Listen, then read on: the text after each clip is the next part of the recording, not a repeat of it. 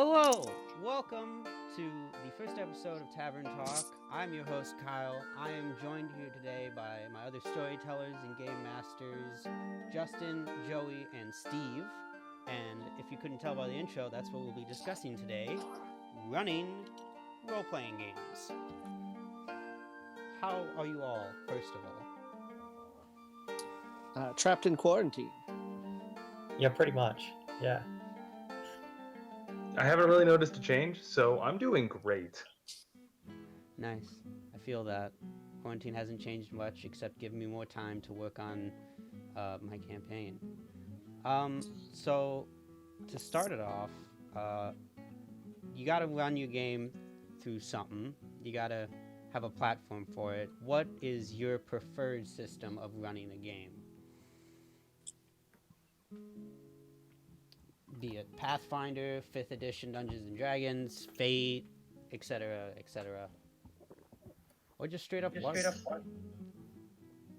So I've run a couple different games before. My preferred system, honestly, has been more freeform gameplay, a la World of Darkness's series. A lot of the both new and old world were both fantastic, where they had the right mix of crunch to go along with characters, but with enough freedom that you really could make pretty much anyone. And then I started everything with 3.5, right? So, as I think probably most of us did. And going forward, like 4th edition was fun, but not amazing. This is Dungeons and Dragons, and 5th edition by far is I think one of the better systems in terms of trying to reopen up a lot of the freedoms that say 3.5 or like World of Darkness and other freeform games have, while allowing for a lot more of the heavy crunch and randomness that comes in with die and die games and stuff like that. So that's my preferences. Yeah, I think 5th edition is probably one of my favorite ones. I think it's very streamlined, which I like. I've played Pathfinder, but there's so many options in Pathfinder that I'm honestly overwhelmed. Yeah. 5th edition keeps it very focused, but also very open, which sounds like a contradiction, but I think that's what I love about it. But you know, there's depending on the game you want to run, I found there was I've done a couple licensed game systems that I thought were very creative. There was a Doctor Who game that I played once that completely threw the way of tracking initiative to the wind, which was absolutely crazy, where if you wanted to do a combat action, you had to go last. And yeah, I also really enjoy... I could probably go on and on. So I'm just going to stick with 5th edition is probably my favorite. Mm-hmm. This is a question that I have struggled on for a while. I actually just now spent a little bit of effort while everyone else was answering, looking for the system that I'm trying to think of.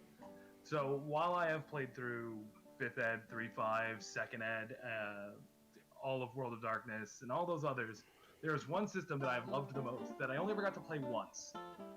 It was Witchcraft.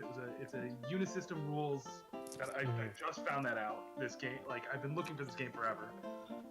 It uses unisystem rules. It's a D10 kind of freeform system where it uses a lot of the D10 aspects of exploding dice, all that other stuff, while still like being more creative in the way you cast your magic and do all your work. And I think I played it 12 years ago.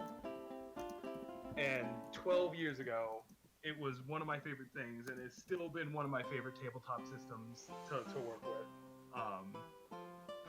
Beyond that, like, everything else is kind of on par with each other. Each has their benefits, detriments towards what kind of game you're playing. If I'm going to run games, I usually run them a little more on the free roam side.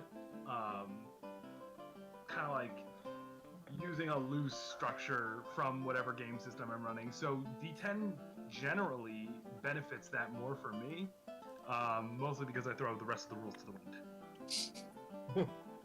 I actually, I used to be at the, you can kind of fudge it, but I've actually found a lot of benefit from having a bit more of a strict adherence to the rules. I feel like that restriction breeds creativity, where, I wasn't planning for you to succeed on this roll, and I gave an arbitrarily really high difficulty, and you matched it. So yeah, you get this thing because the rules said you do. And now I have to figure out what that means, and it's going to take the story a completely different direction because the dice just decided, no, this is what's going to happen. I know one of my favorite systems I just discovered recently was Deadlands Classic. I had never known of an RPG that utilizes cards, playing cards, and chips the way it does, and I thought it made it more interesting because, like, for those that haven't played Deadlands, depending on the color chip you have, you can spend it to do certain things. One of them is re-roll a die, and you only get a certain number. And there's like an added element of strategy to that I just really appreciate. Fate is another one I like, based on the simplicity of the die rolls, and also depending on what kind of story you're telling through Fate. Like if you did superheroes, I believe you could do, you get a power, but there has to be a negative aspect to it, and I love that kind as well. Also, 5th edition is just good in general. Like, I think you guys said it better, but it was really easy to pick up for first time DMing. That being said, Steve, you actually made your own system, which, how was that? I mean, to say I made my own system would be a light way of putting it. I've made several systems before. What I did recently, which I think is what you're referring to, is with our online gaming that we're doing in place of the LARP while quarantine's going active, I wrote a set of rules for adaptation of our LARP system into a tabletop game. Admittedly, all of that was like a midnight fever dream kind of deal where I was like, what if it worked like this? And then I just kind of wrote the quick get up of it. Honestly, it's not even the system I would want to actually use to run a tabletop version of those games. And while some of it matches the ideas of what I want, there's like so much more I would love to do. Like for one thing, games that have strict regimented classes, I think that's a thing of the past now. It's time to go more freeform as far as how you build your character.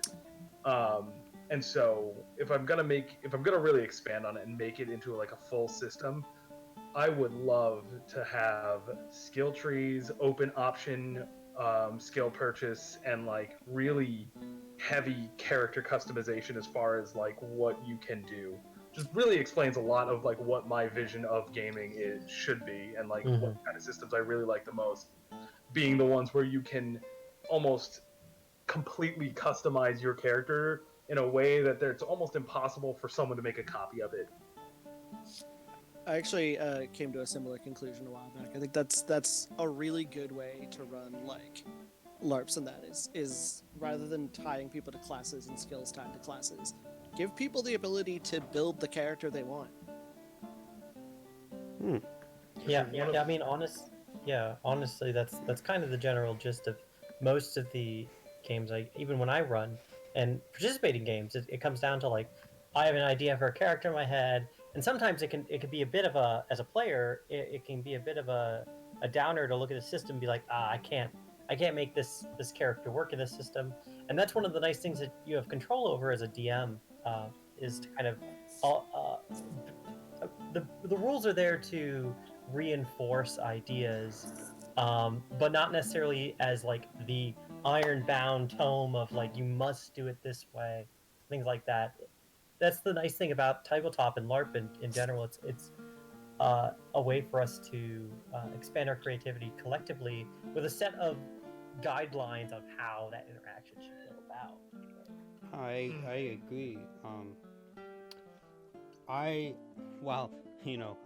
the one schmuck here. It's like I'm not into too heavy character customization because that's like what I'll just spend all of my time doing instead of participating. I'll just be like, has to be perfect. I've spent countless hours Yeah.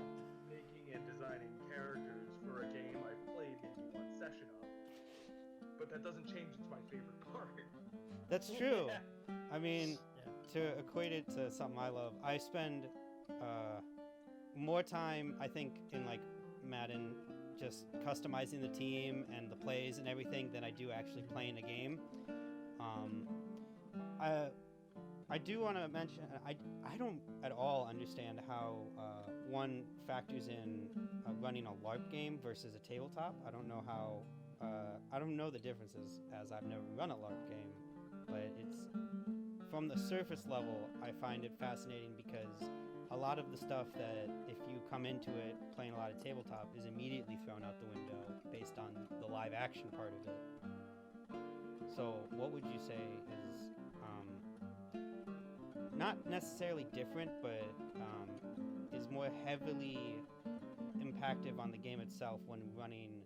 Like, what aspects of of the system do you think is more heavily impacted on LARP compared to tabletop?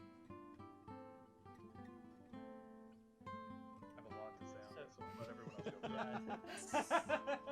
Yeah, Steve here is the veteran in this field, in terms of this. To give my quick 2 cents, it really comes down to, it depends on how you want to run your game, because realistically, and also really honestly, depends on how big your game is, right?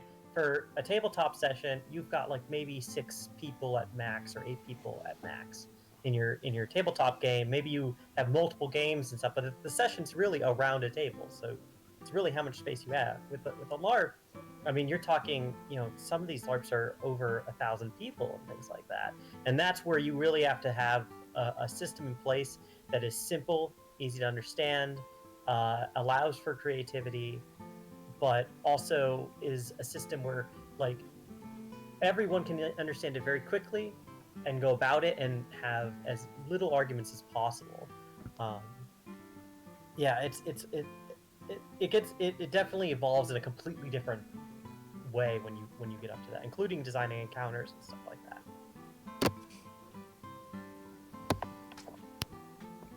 I would say the difference is mostly party comp. No, I'm kidding.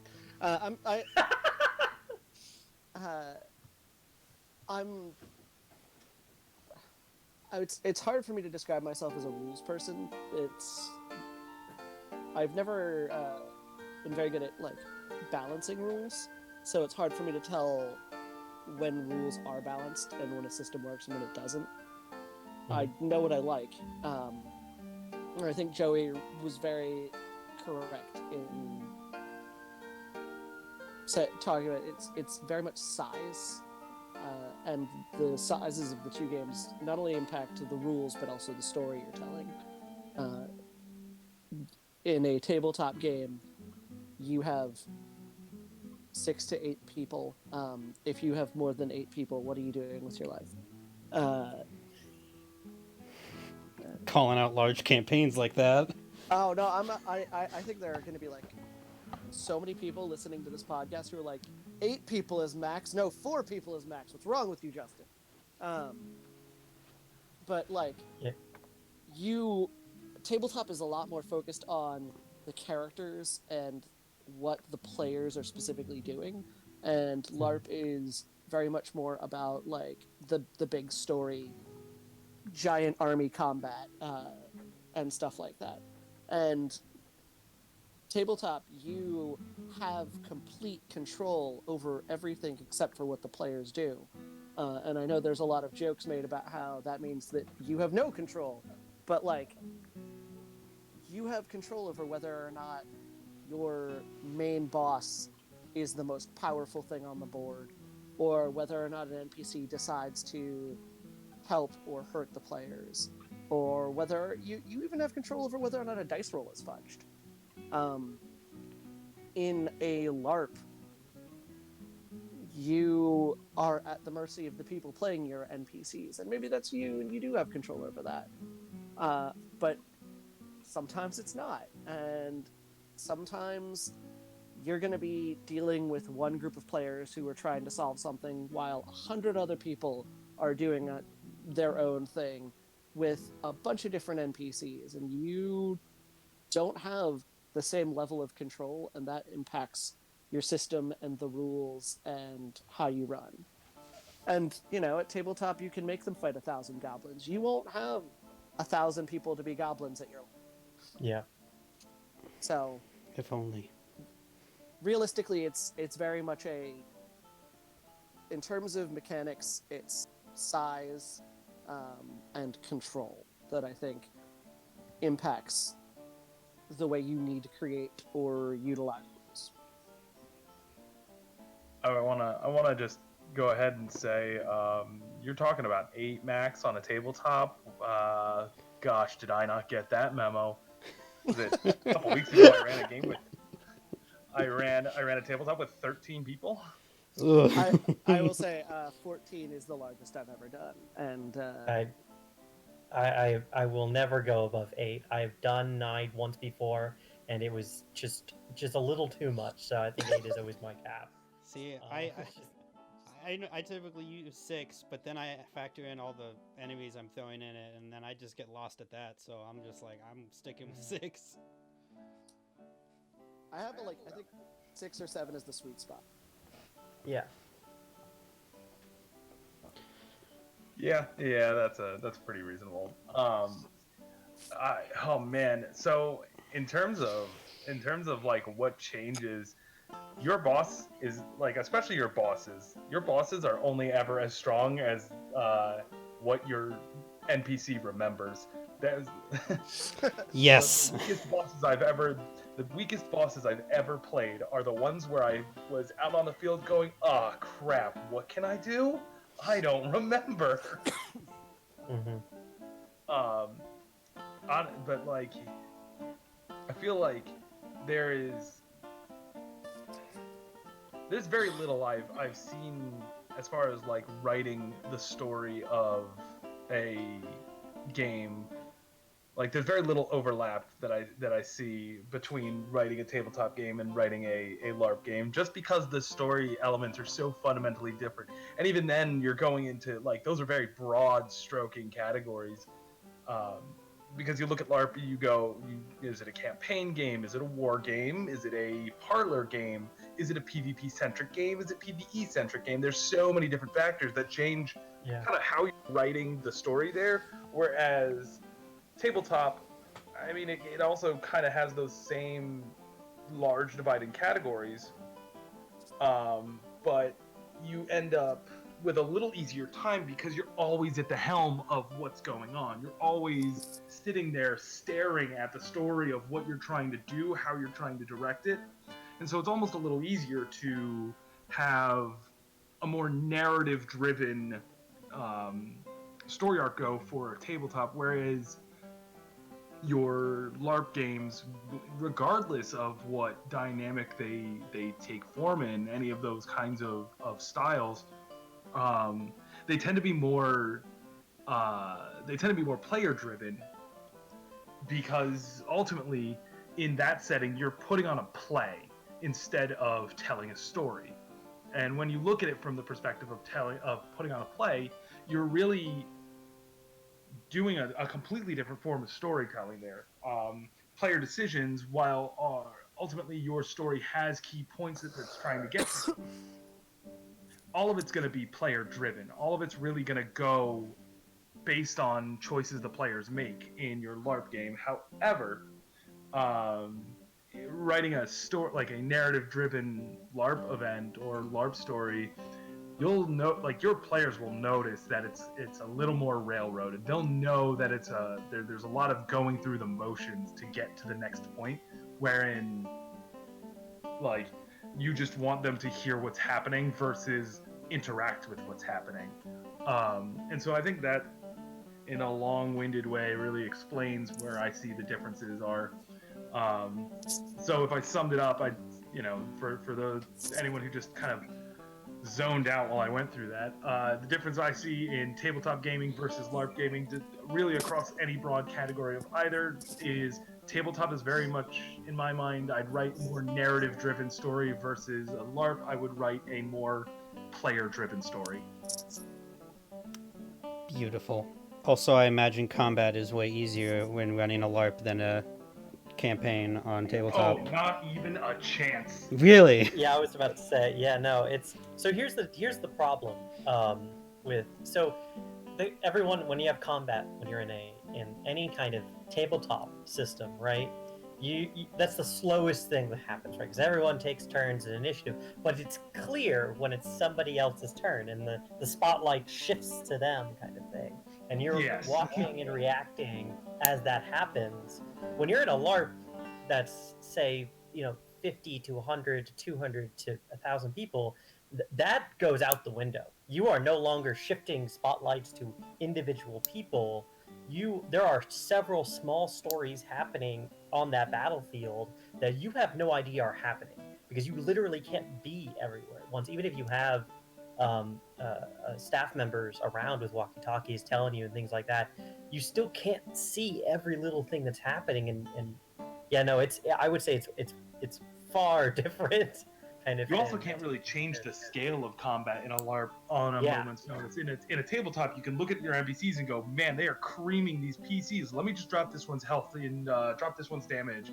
Take this skill away from that one. In a LARP, you're like, well, I guess they're going. Yeah. You can also be like, oh wow, the players are really just steamrolling this. I'm gonna bring in more enemies. Oh no, you didn't actually kill that guy. Like at a LARP, it's oh wow, this was supposed to be an hour-long combat. Someone just walked up with a broken skill combo, and my main boss NPC just decided to die. So I guess they win now. Yep. And even in a non-boffer LARP, right, where you're doing a parlor LARP or something like that, combat is still crazy if it occurs, because then you're dealing with more of like an interactive. If anyone's done like interactive fate games, there was a really great game of Dresden that was run for a while in the New York, New Jersey area that was focused heavily on card rolls and fate points and things like that. And even then, you had so many small things, small pockets of scenes happening. It was very much so like we told some of the storytellers afterwards about some of the things that happened during combat, and they're like, "What happened here? What happened there? What?" It's you really get, and that was in a small game of maybe like 40 people in a single room, kind of thing, right?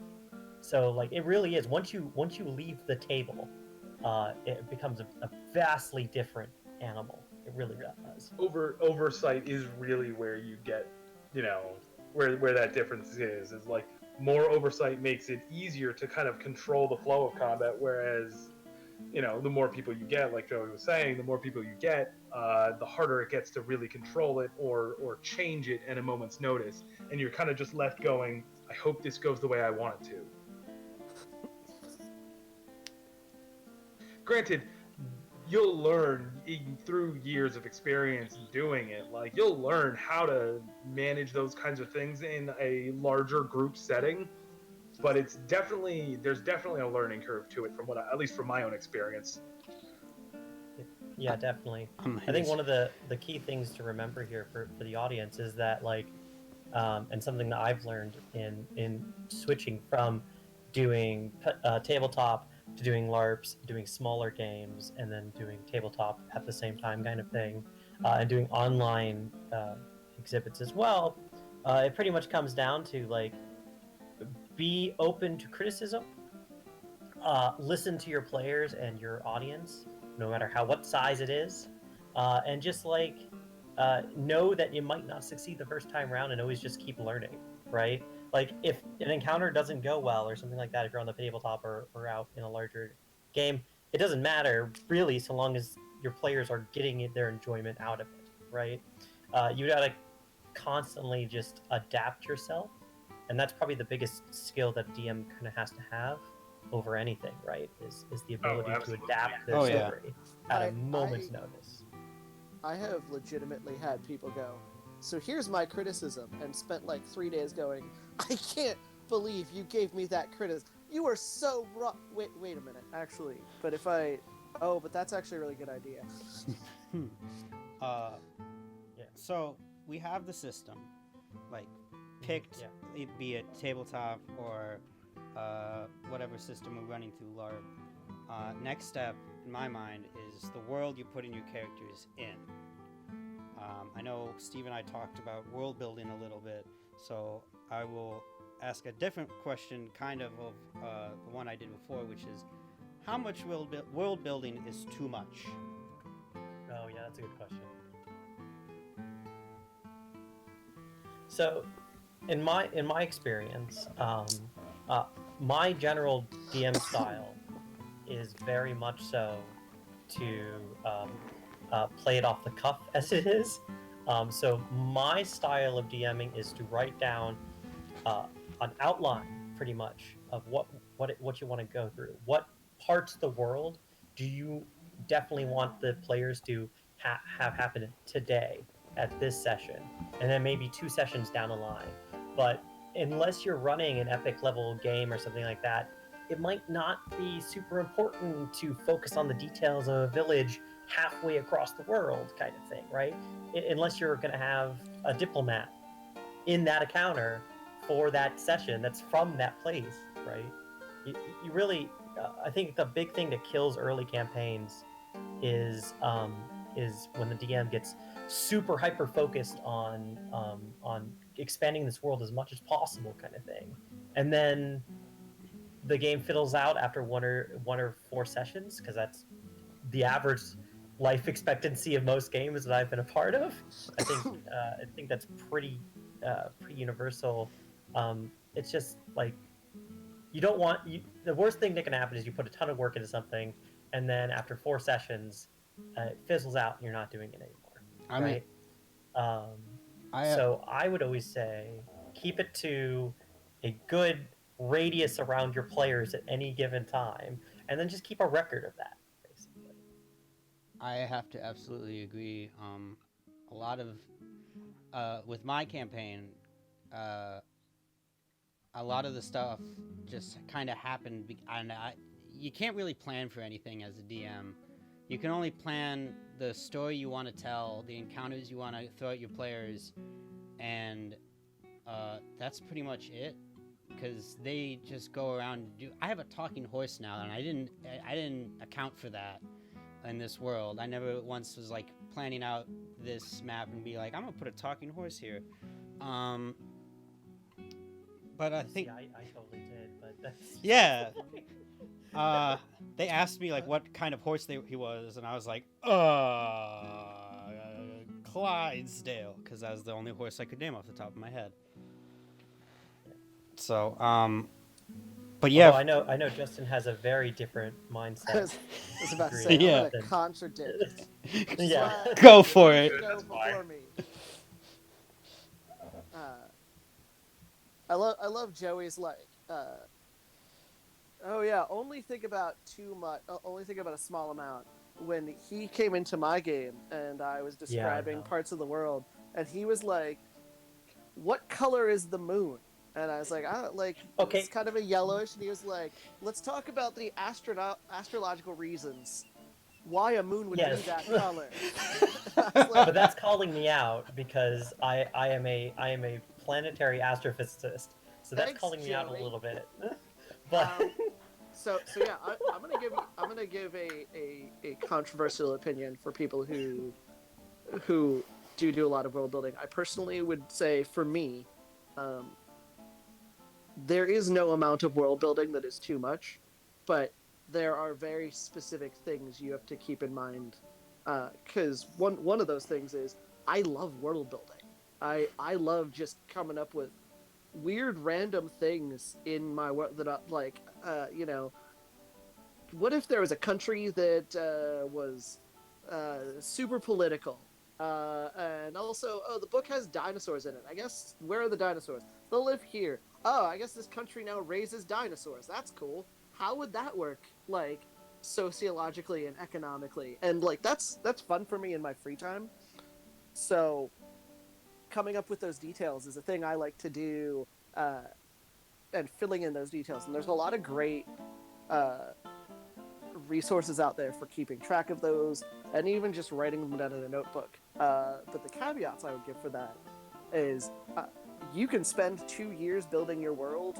Do not try to explain everything to your players right away.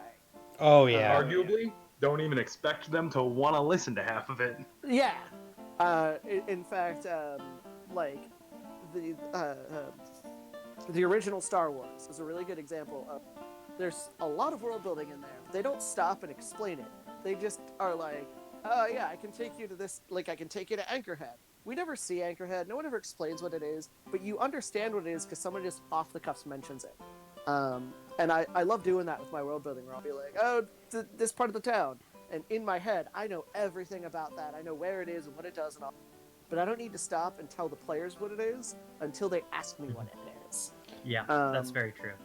I would Sorry, argue that you should explain some things about your world if it pertains to the character's backstory that they're playing. Yeah, if it pertains to the story you're telling, if it's something the players need to know, that's good. Also, if it does pertain to the story and you don't think the players care, mention it and then mention it again, and like mention it 3 or 4 times. Don't stop and explain it, but drop it until they go, that name keeps coming up. I want to know about it. It's a way to get them invested without sitting there and going, hey, this is a thing you should pay attention to. The other note I would have is, if you do spend like 2 or 3 years building a world, don't feel bad about reusing it. Oh yeah. 'Cause you probably are only going to get a couple sessions, and maybe you want to do something else with it. But the more you think about it, the more it works. But I think all of those approaches work depending on who you are. I'm someone for whom I need that world building. Like, I need that because that makes a world feel real to me. If I know that there's a village like 3 weeks away, and it's got this guy, and they do this, and this is their chief export, and whatever. And even if we don't go there, knowing it's there makes the world feel real. If I only know about the starting village and what's there, it starts to feel like the rest of the world doesn't exist, and it feels like I live in a nebulous gray dimension with just this village. And that always feels so weird. And I think I might be sort of an outlier in that. No, I have to agree. I think part of that is because of how much I enjoy world building, where I'm like, tell me about this river. Where does it go? What's its history? I mean, I have a very different approach on these kinds of things, but whereas as Joey said, he's an astrophysicist. I went to school primarily for writing with an experience in social structure and mythology, because the part of world building I love the most doing is not necessarily explaining the scientific reasons for how things are, why the world is shaped the way it is geographically or any of that stuff, but taking the approach of why people believe it is the way it is. Because there's so much fun in, even especially in a fantasy world where some of this stuff could just be real and actually the reason. There's still gonna be a lot of mythology and folklore explaining certain things that people who don't have that worldly understanding of the in-game world need in order to just rationalize it themselves.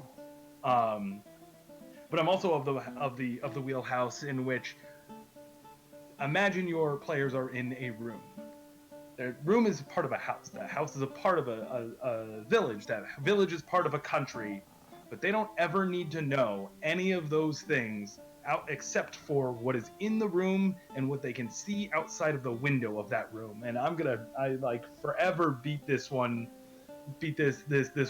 with this answer, because this was, I got this kind of perspective when I learned this from the creators of Neverwinter Nights, and even R.A. Salvatore when I got to interview him a while back. They both really said never write everything. Never like write only the immediate necessities.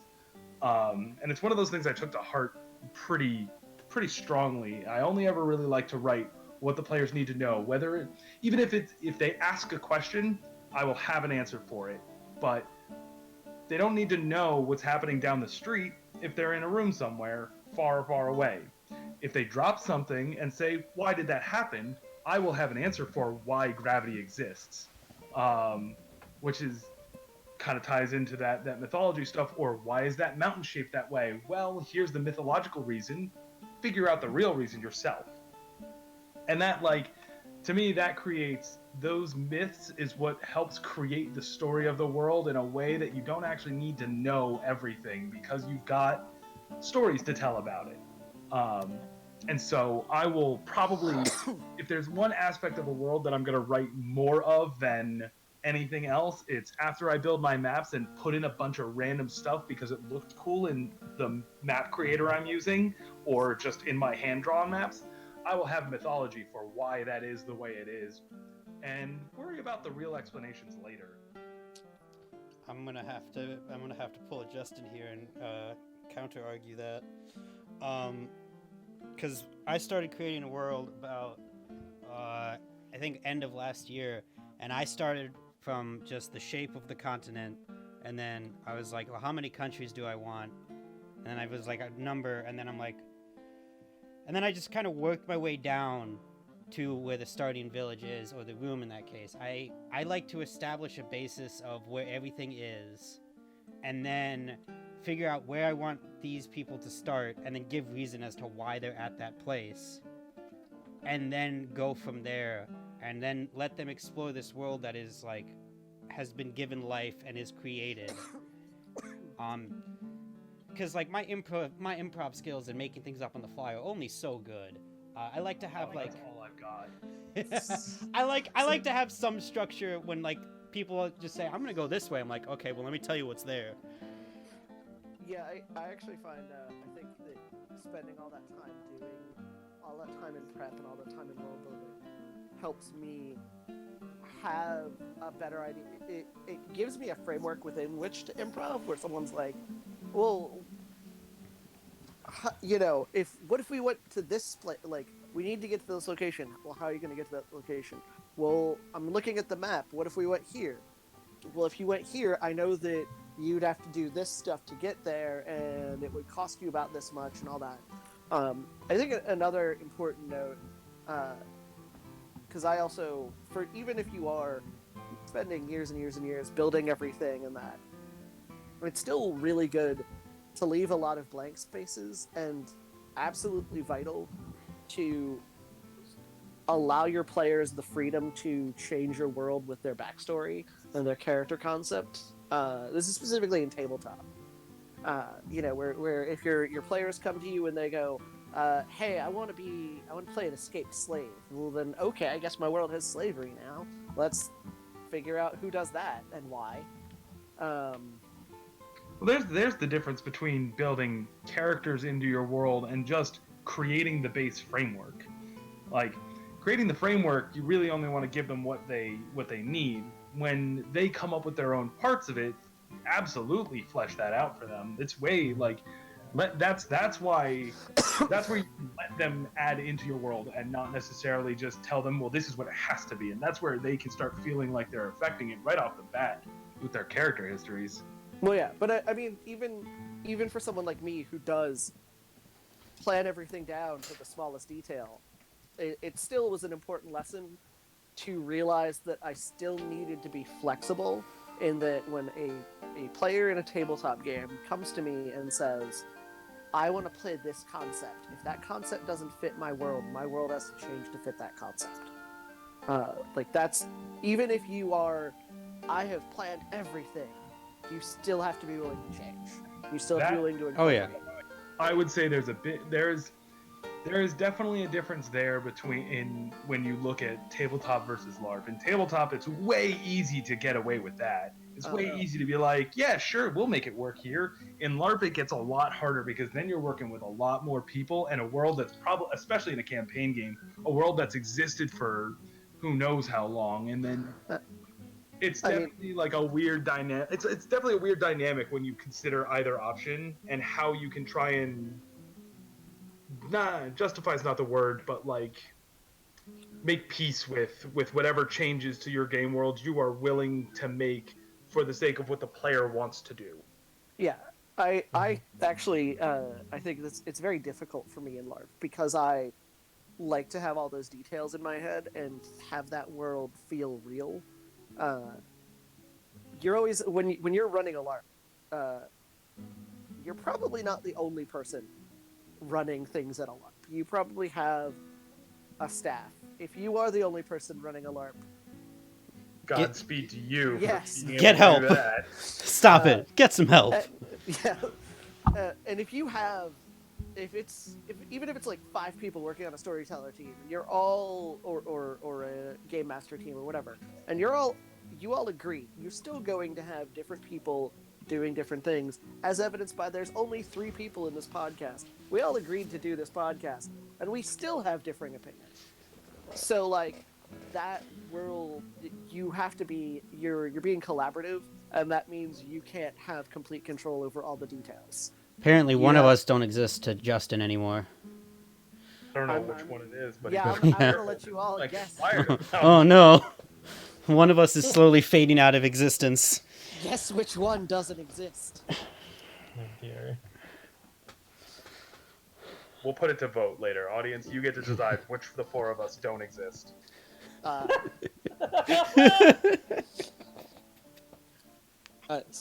Spoilers, it's me. I don't think I exist. Oh no, Justin, come back. Yeah, I think that is the big challenge between LARP and tabletop. In tabletop, you have complete control, or have a lot more control over the details on that. Whereas in LARP, it's very collaborative. I still like having the basis of a world, but like as I'm building it, I communicate with my players. So I'm kind of like building the world, but also I have them come up with characters and include that into it. Yeah. Because like I had to make new NPCs while like building a country because my character was like, I'm a princess, and I'm like, all right, you're a princess. Here's your dad. Here's your mom, and you have 3 brothers. I mean, I ended up, I went, here's the world, here's where they start, here's where they end, and then I waited until they all gave me their backstories and went, okay, the rest of the campaign is just dealing with your problems. Yeah, that seems right. You can't derail my plans when my plans are what you planned. True. That's not true. Don't ever challenge them with that. The hardest thing is when someone has a backstory or a character that is more difficult to come up with environments for. Like if one of my characters is a runaway princess, that's easy. You got guards looking for them. You got people that like are gonna recognize them because they're a public figure. But then you have someone that is kind of a hermit and no one knows, and it's like, well, how do I acknowledge them and make something for that person? Well, there's you already gave away the easy answer. Why are they a hermit? Not always is the question to answer or the question to ask, how do I impact them? It's why are they in these conditions? But or a multitude of other questions, but there's always a question you can ask that can lead to a story. There's also a lot of the surprise you didn't know this about your backstory is a veritable. That's true. Yeah, that's very, very true. The answer is where there's a DM, there's a way. I do love the emphasis on how just important the players are to a story. I don't have for political or religious aspects, or like something like they could easily help with. Like if you don't have that necessarily figured out, your players could like maybe get someone elected mayor of a town, and you're like, that solves my problem. Like There we go. I don't gotta worry about that anymore. He's mayor now. Why? You did that. You did that in one. I did that in one session with a clever forgery and a nice bird face smile. Yep. I mean, and you could do all kinds of things, right? And I think the key thing to note here is whenever you're sitting down to take the responsibility of steering this story, right, for your group of friends, no matter how big of a scale you're talking, right? Your job and the kind of responsibility you're taking on is to it is really there to help entertain not only yourself but your friends, right? That is why you do this. That is why you're taking on the very large burden and responsibility of putting together a world, finding out encounters, balancing things, and not playing, a character, right? Like that's the big thing. You're not going to be playing a character. You're going to be playing possibly hundreds of them over the course of the campaign or the few missions that you're playing, regardless. So it becomes very important to remember that small fact whenever you're going about planning anything, is that like you're doing this for the enjoyment of others. So make sure that you're keeping in mind what they enjoy doing, right? For example, I'm in one of Justin's games right now, and I super enjoy my crazy antics that my one character is doing there, and we have a whole side thing going on as well with it. So that like if Justin hadn't put that option out when I was like, hey, I definitely want to play Changeling, but don't let any of the other people know that I'm a Changeling. Let them figure it out on their own. Well, now if they listen to this podcast, they're completely clued in. Secret's out. If they don't know at this point, we've been going for over a year at this point. Like, they really should know what Vincent is.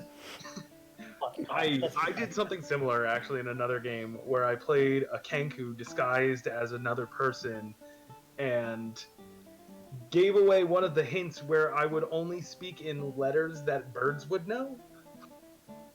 And it would honestly, I love playing characters in creating characters in games, especially as a PC, who have secrets that only the DM gets to know, and that you like slowly put out until the rest of the players figured it out.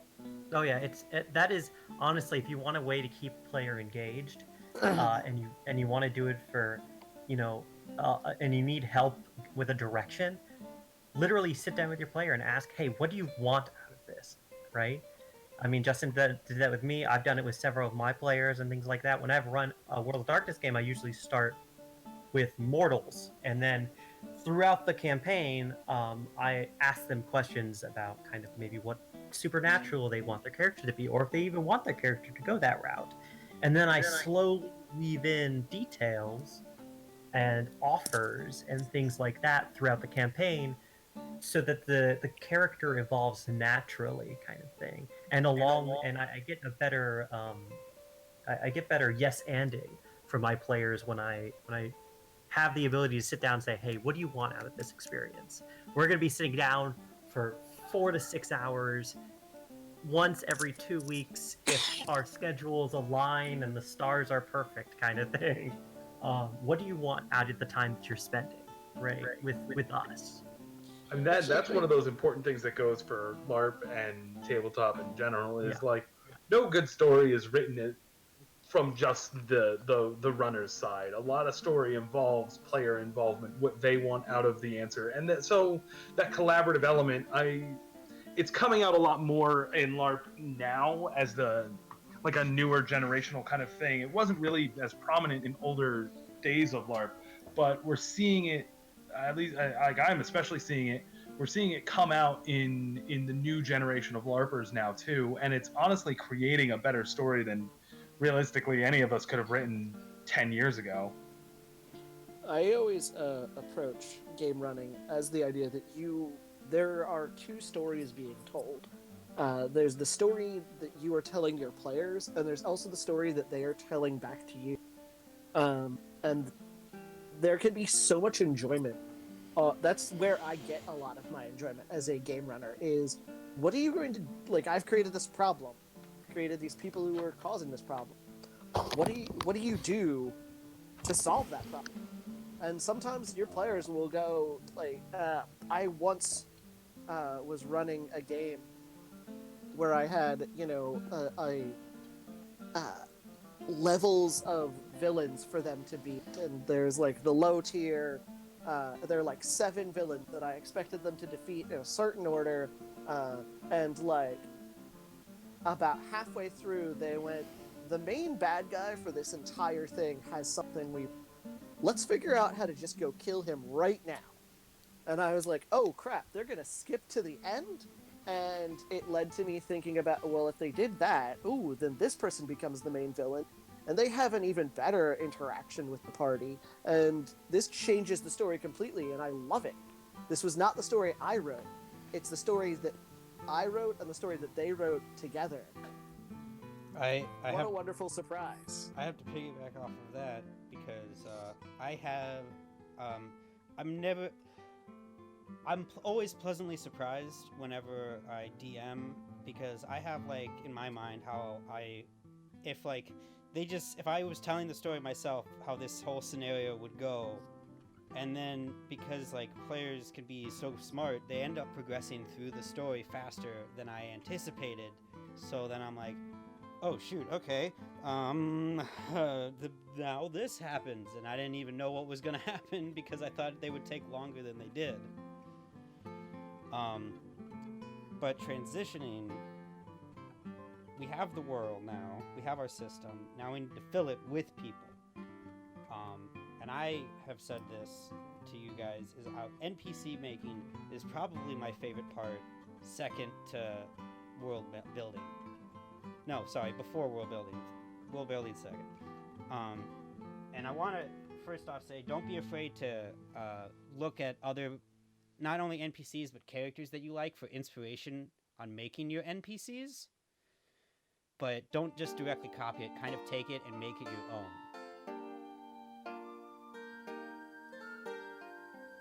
Oh boy, making NPCs that's sure fun. It is fun. It's also probably, I don't know, I'd say it's like probably one of my more challenging aspects, because ultimately, like, the story is easy to write, but people, man, people are so hard. They are. They really are. So like, I would agree with that. It's one of the harder things to do is make characters that are super engaging, right?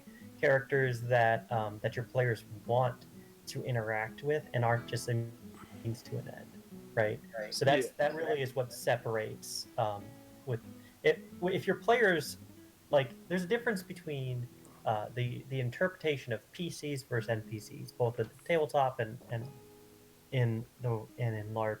And if your players are coming at this more from not like a story point of view, but a game, right, point of view, they're not going to probably care as much for Farmer Bob down the street, right?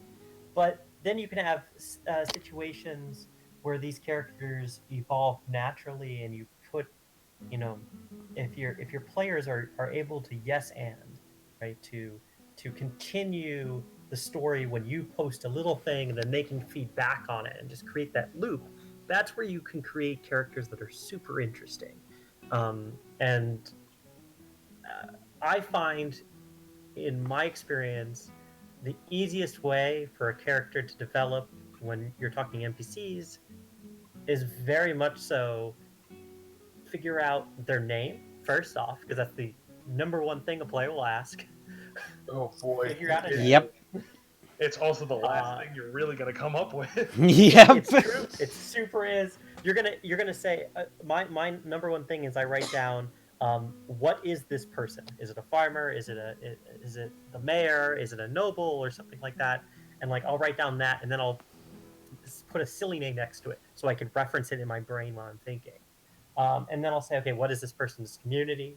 What is do they have any other individuals that they're close to? And if so, I'll kind of put a family tree together if that is important for my players, or if this is like a noble family, then they're probably going to meet the other people in the family. If this is more of a commoner, it's unlikely, but I should know, okay, this farmer has 4 kids, right? That's useful information to know because that says, hey, maybe this farmer is down on his luck right now and he might need some help. Okay, well, now they have motivation because there's 4 little adorable children there. Or if they're playing an evil campaign, well, now there's 4 little terrible children there. I don't know.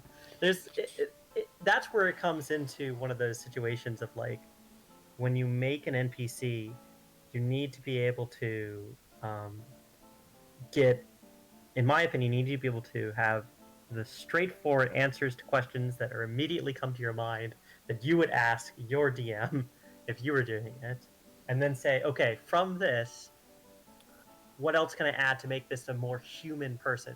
Honestly, the easiest way I've ever been able to do this is to borrow from real life experiences. You know, everyone here has interacted with thousands of people in their lifetimes, right? Use that to your advantage. I mean, I haven't been counting. Use that to your advantage, right? Take characteristics, individual people, and put them together, right? Talk to your friends about their experiences through life and things like that, because you'll learn all kinds of new perspectives, and that really helps give your characters more life. And I mean, also, if you can do silly voices, players love silly voices. They really do. And that is something I've found a way more difficult thing to do in tabletop versus LARP.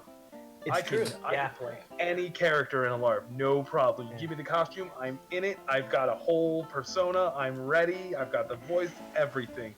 Sit me down at a tabletop. I don't know who I'm playing if I'm not wearing the costume. So your problem is that you have to wear the costume. That's not my problem. That's my joy. Yeah. No, I totally get that. Honestly, it's a lot easier for me to adapt into character quickly like that. Well, I mean, since we've been doing online interactions for a lot of our LARP games and things like that, Dead Legends recently did an online experience. I got into full costume for my character because I could not and we had like a 30-minute break for lunch.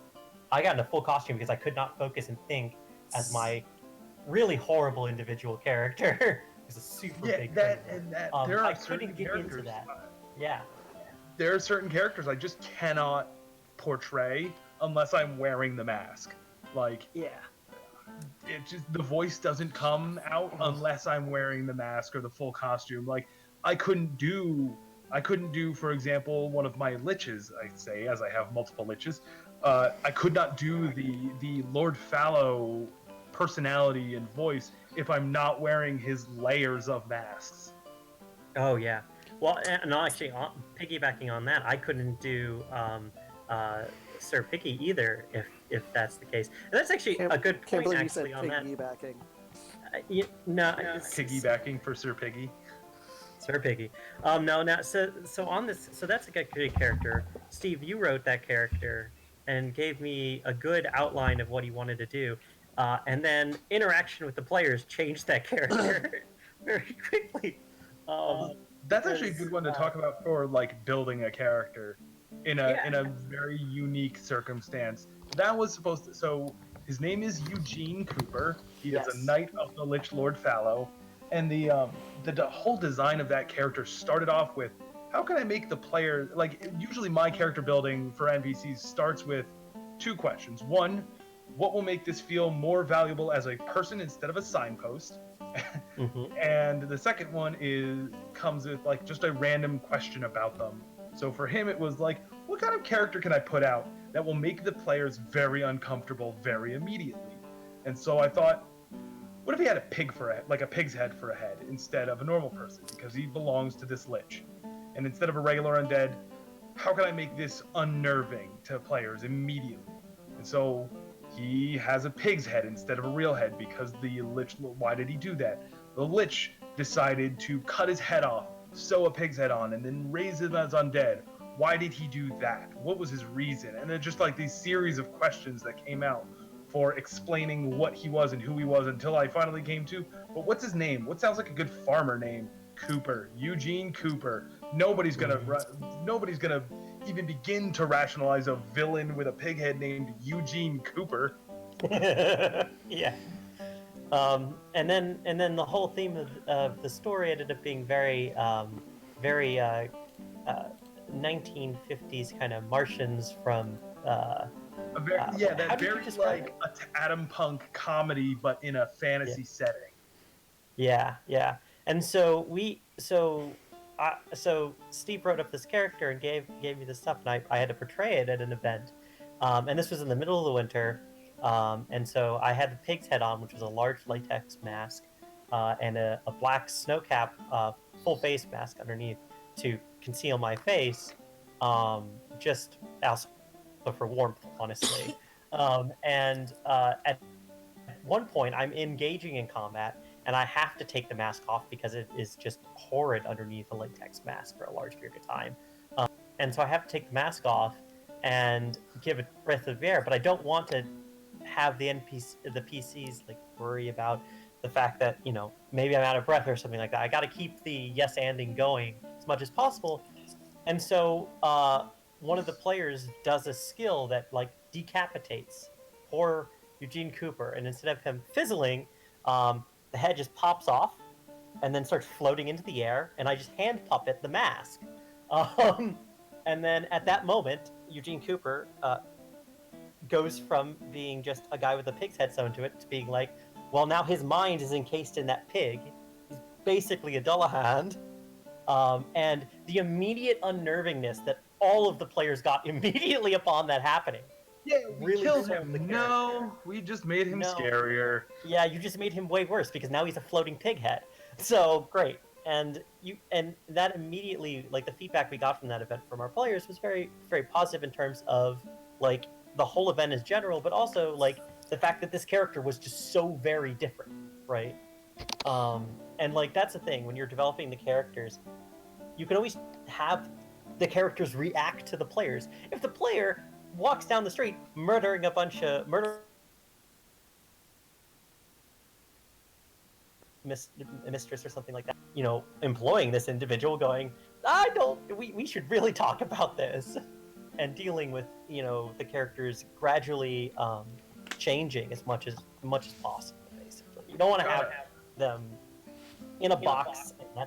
That is all they are to the players, because as Steve said, it makes them a signpost basically, and not running. I gotta interject about that event real quick though. There's a word of advice for anyone: don't ever run an event right out of the hospital. That it's not a good thing to do, both for just running an event and also in general. Yeah. I have questions. I say this because there's a very real story behind that, wherein I ran that event straight out of the hospital. Oh my god. Yep. Why? Yep. I had bacterial pneumonia, so bad that my lung nearly collapsed, and I nearly died in a 7-Eleven parking lot the night before. So I got ambulance to the hospital. Pretty much stayed overnight while they took care of whatever I needed, gave me the antibiotics, all that other stuff. I wasn't contagious because bacterial is just like a little bit, I'm gonna say safer apparently, but that's not the right word. It's just not contagious.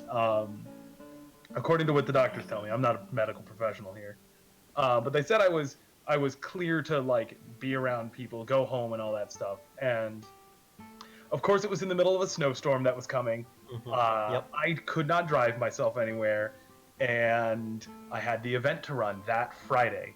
Like, I got out of the hospital Friday 7 a.m. and I had to run that. Like, I was slated to run that weekend, and I sat there and I was like, I'm gonna be home alone in the middle, like more or less home alone, or at least with somebody who can care for me but cannot drive me anywhere if I need to be. Anyone can reasonably run this event. It's like 3 pages long worth of write-up. It's very cut and dry, simple story kind of deal. But if I stay home and I have an emergency, I cannot go anywhere. But there's going to be 200 people on this camp who can. If I hole myself away in the owner's apartment and just set up my like base camp there and just live there for the weekend, if I have any emergencies, there are 100 people, 200 people who can. Will and willingly will help me in that event, and I have no risk of spreading any illness to them. I just need to be on a cycle of painkillers, which I was on. Yeah. Three different painkillers at the time. It was a wild experience, and so in the weirdest set of circumstances, going to LARP was actually the safer choice for me than staying home. Yeah. And so by running this event, I had a team of people going out doing everything for me while I just sat huddled in blankets, totally spaced out on drugs, radioing everyone what to do. And I would not recommend ever doing that. That is an image I need to see. It was not an image anyone should see. Yeah, it was a feat. It was a feat that really very few people can pull off well, and it really comes down to being able to trust your team. Oh yeah. Yes, that honestly, and that's in any case. Being able to trust your team and having your team know your vision is one of the most brilliant things that you'll ever experience when running a LARP. And this really comes into running LARPs is if you can trust your team, you can do so much more. So I was gonna wait until everyone had finished to talk about how I create NPCs, and now I have to follow all of that. Yep. Good luck. Here you go, buddy. I actually find that the best way I do for creating NPCs is the first question I ask myself is what are they going to do in the story? Not what's their role in society, but what are they going to do in the story? Are they a bad guy? Are they an ally? Are they indifferent? And the next thing I do is ask myself, what are the players supposed to think about these people? Because players are flawed mortals who operate under their own perspective. You can they will like someone who helps them. They'll dislike someone who says crappy things about them. And you can tailor an NPC's personality to fill their role and what they're supposed to be to the players. And then I generally go, okay, what's a weird quirk that will make people interested and care about this person? I have been guilty of going, I can't think of a quirk. What's a character that what's another player character that I've met in other games? I'm just gonna pretend they're that person. That also helps with silly voices because other people will do voices and you can be like, I'm gonna mimic that person each time. And then I write it all down on a document where I have character name, the specific voice I gave them, the information like race, gender, if they have classes or anything like that, the role they have in society, a description of them, the notable interactions they've had with the players, what the view of their players are, what they think of what their general motivations are.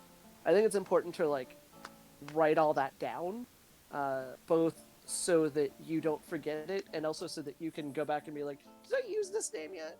No? Okay, good.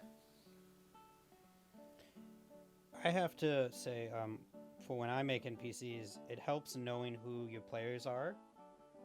It helps immensely more if you're good friends with those players and you've had previous interactions with them, because then you can, if you have a good understanding of who your players are and who their characters are, you can then make character NPCs that kind of cater to them, and you'll get a reaction. Good example is using the cute. Utilize cute things to get your players to do stuff. Because no one can say no to a tiny pixie that lost its teddy bear. That's not true. You don't trust that. You absolutely... Or a tiny baby that's in a Viking helmet that can lift a regular-sized human. I mean, that you just get scared of. But yes, I do. Not my players. They're like, oh, we're gonna keep you. That's up there with the rubber duck in a dungeon. Oh man, no. Yeah. If you see a rubber duck in the dungeon, you run. You run so far away. You can get especially in like a LARP setting, you can probably get a lot more out of fear than you can out of like compassion. I Mhm. I remember one event Steve ran where he was like, "All right, everyone is either monsters or people who are trying to draw out the players to fight the monsters," and everyone was either being a monster or they were someone who was running into the inn to be like, "Help! My friend is out there. Help! There's my dog is lost." And eventually, everyone was like, "This is too scary. We're not going out there."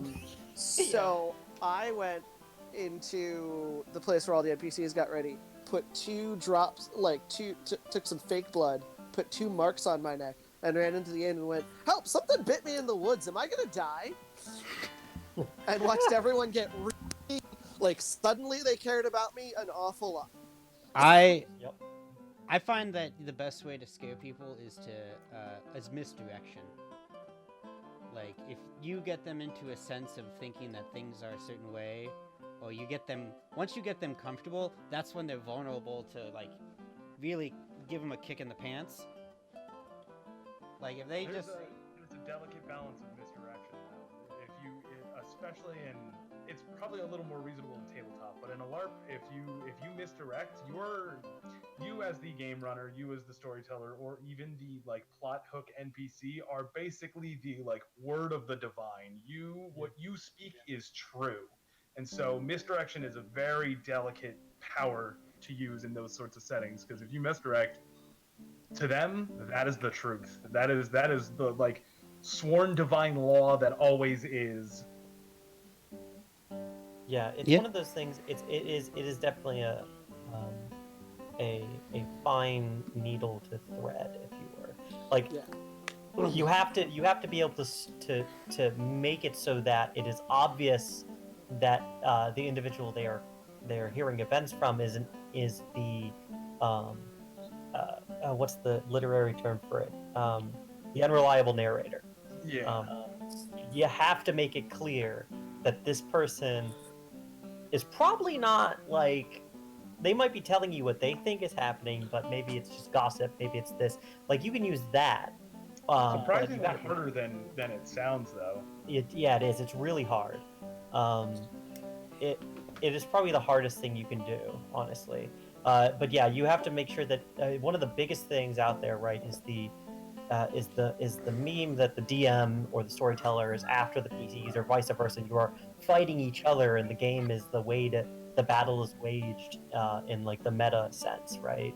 And that could not be further from the truth. If you go into that mindset, that is definitely not the way to have a great story happen. It might be a fun way to play a game, right? If you're going in with the TPK in mind, everyone's on board with that.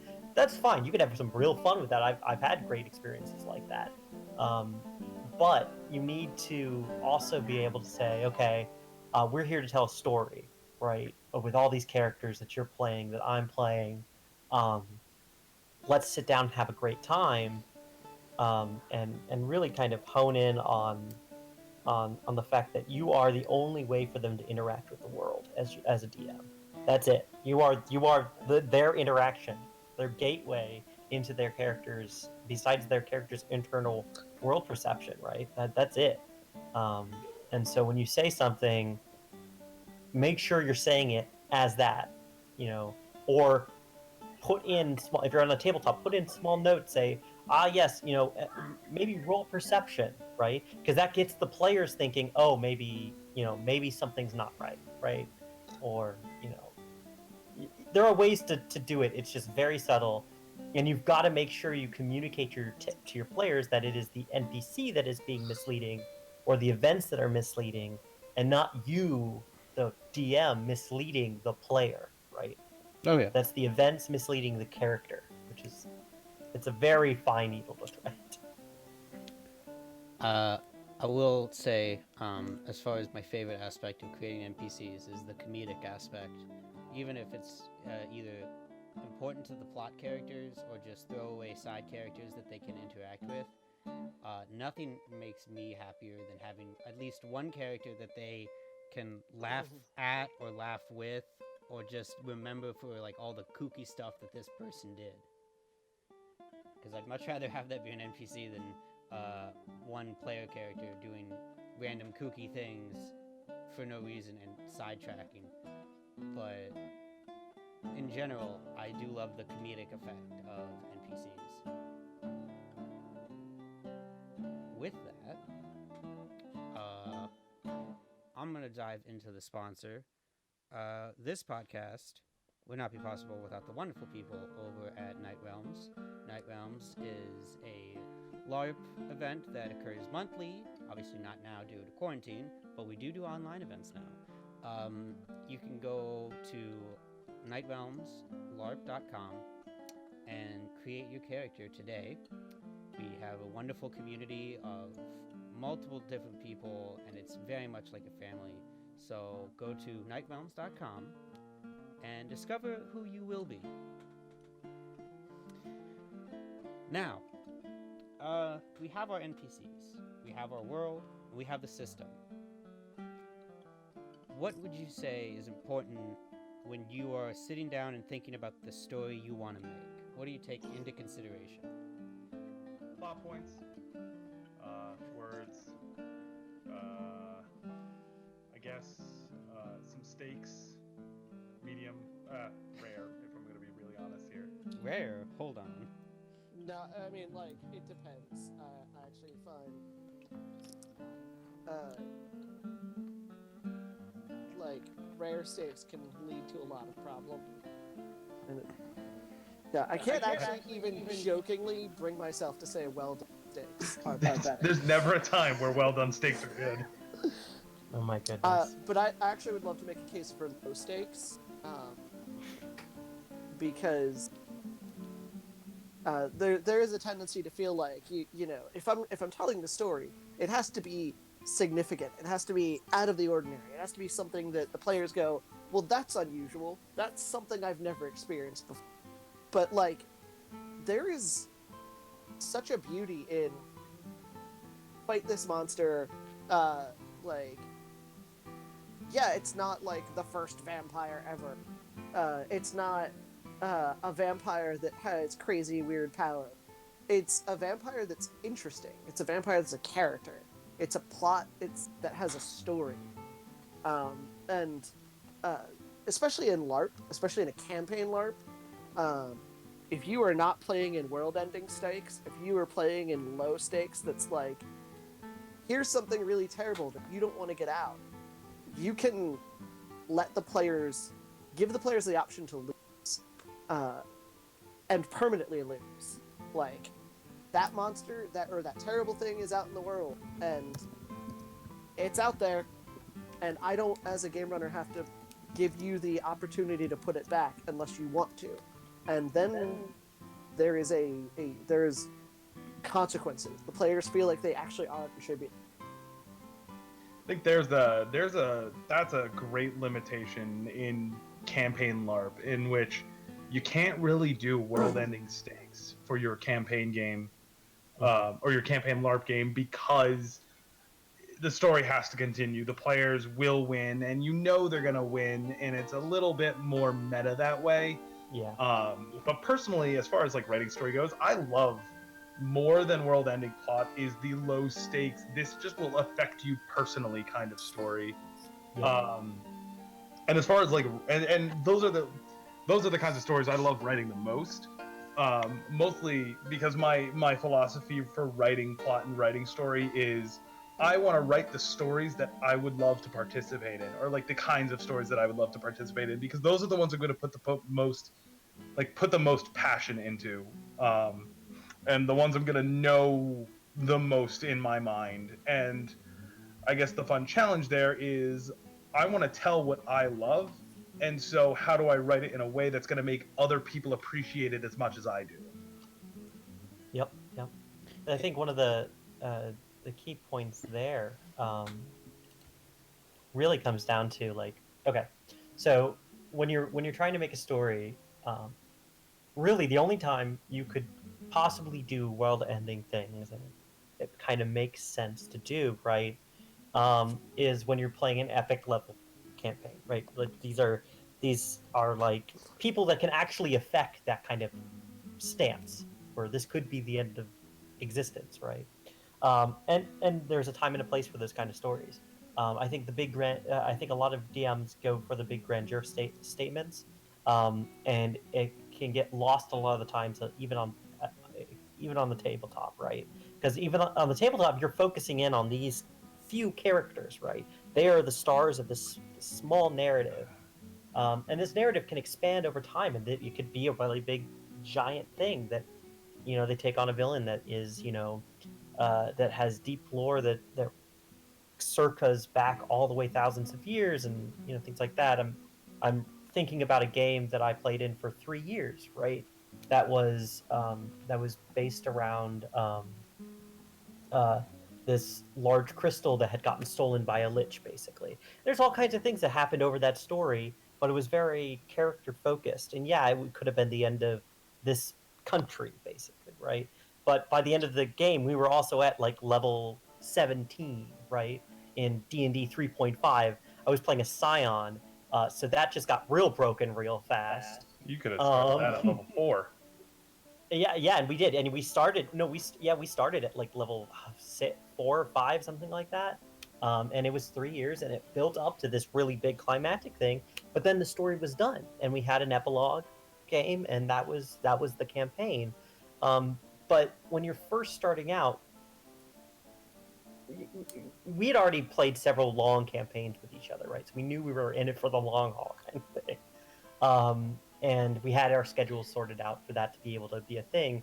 But a lot of people don't have that kind of freedom. And so when you're writing a story, it often is a good way to start when you're looking to start a campaign on, let's say, the tabletop, is start it with a bang. Always start it with a bang if you can. Get the players on the ground going fast.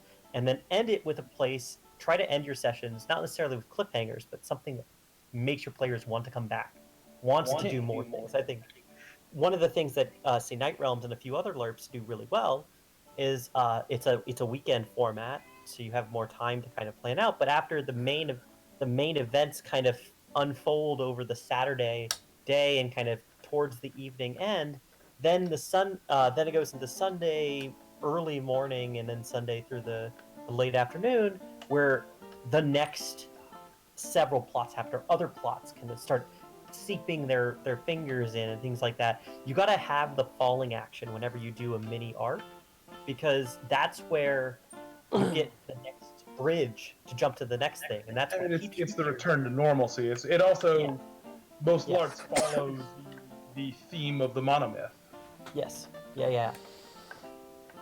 Actually, would, in a very small way, disagree with the idea of starting your especially your tabletop bang. I think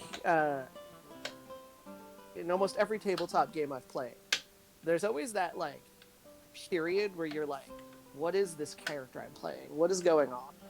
And I think dropping your players into obviously we all know that you all meet at an inn, a little awkward, but you're all here, and suddenly there's a twist. I was doing at a parlor lunch where it kicked off with an assassination, and that's a good way to draw players in. But I always feel like it's a good idea to have that be like the end of the first session. That's a good point. It's important to give players an extended period to start to feel at home in their character before you pull the rug out from under them. Because if you... I take it the different approach. I'm a firm believer in the start with the action running. There's no quicker way in my mind to see a person get into their character than by immediately throwing them into the action of it.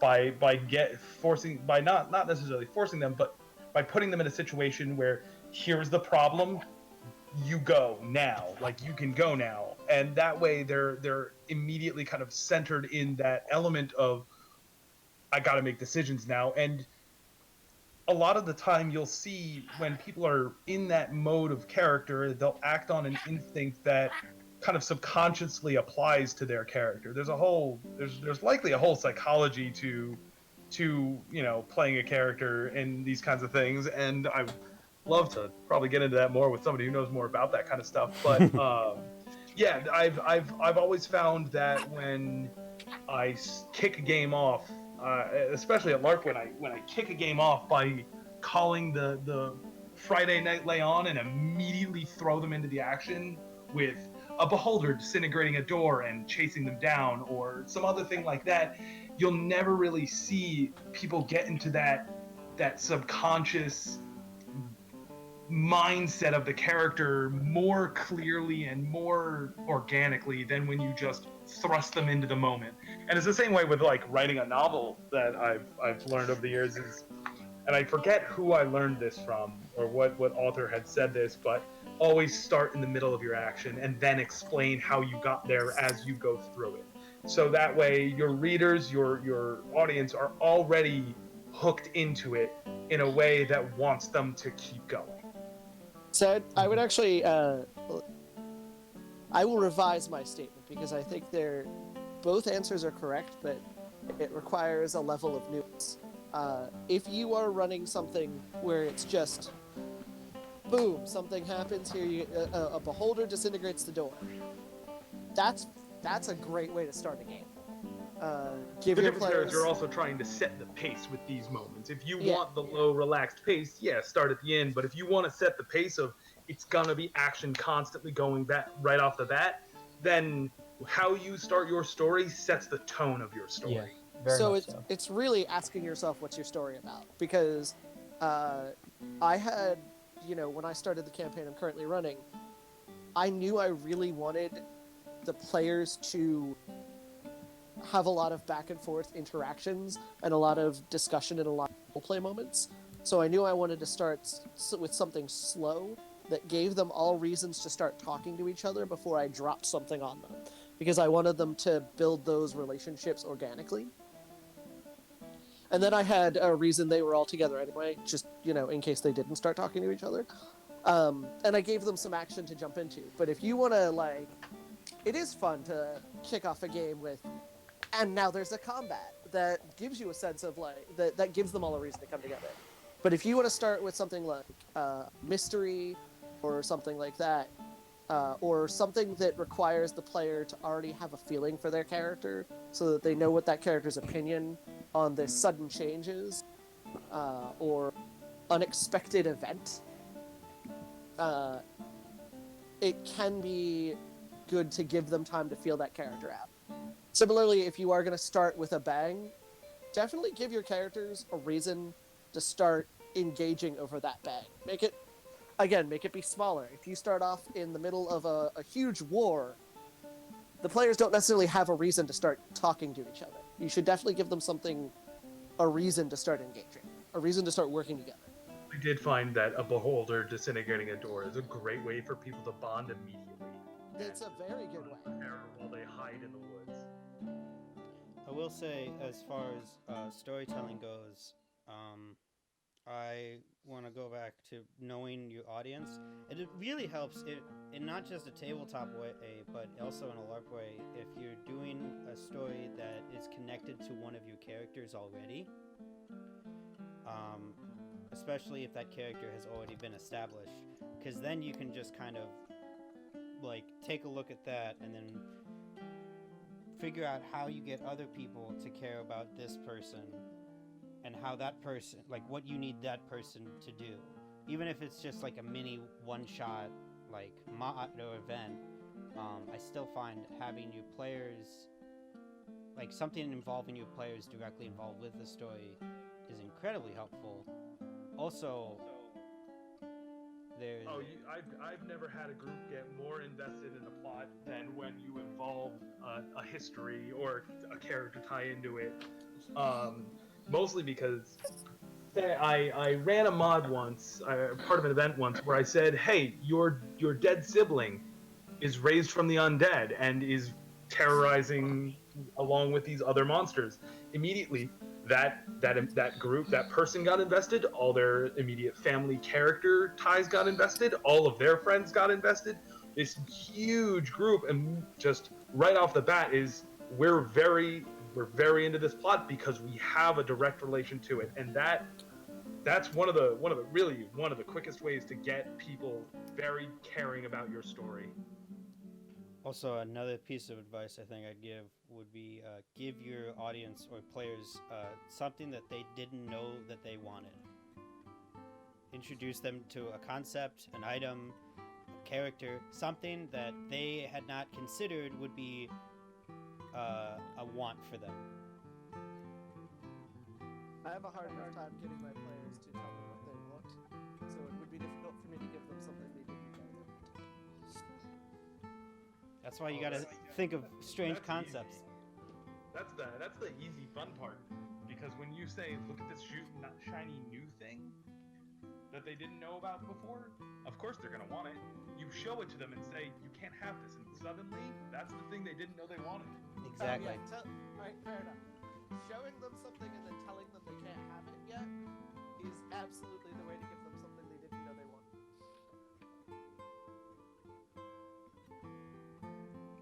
I'm stealing that for later. I'm literally using that next week.